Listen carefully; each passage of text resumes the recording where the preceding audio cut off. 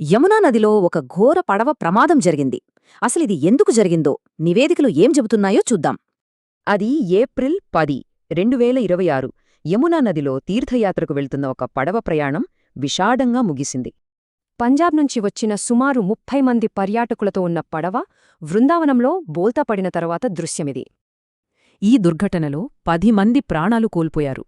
చాలామంది గాయపడ్డారు, మరికొందరు గల్లంతయ్యారు. సరే, అసలు పడవ ఎందుకు మునిగింది?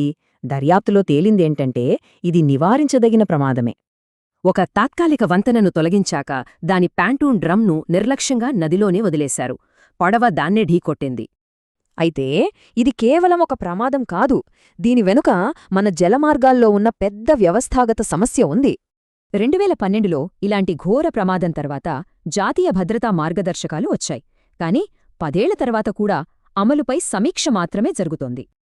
ఎన్ఐడిఎం నివేదిక ప్రకారం ఈ ప్రమాదాల వెనుక కొన్ని ప్రధాన కారణాలు మళ్లీ కనిపిస్తున్నాయి. సరైన నిబంధనలు లేకపోవడం, ఉన్నా అమలు చెయ్యకపోవడం, పాత పడవలు, ఓవర్లోడింగ్ ఇవన్నీ వ్యవస్థలో ఉన్న లోపాలే.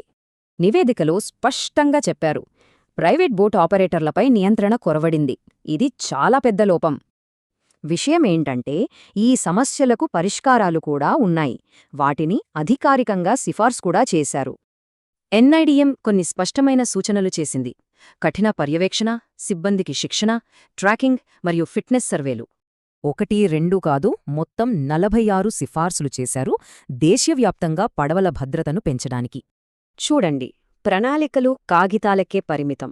కాని వాస్తవంలో మధుర లాంటి ప్రమాదాలు జరుగుతూనే ఉన్నాయి. 10 ఏళ్లకు పైగా మార్గదర్శకాలు ఉన్నాయి, పరిష్కారాలు తెలుసు. అయినా ఈ విషాదాలు ఎందుకు ఆగడం లేదు?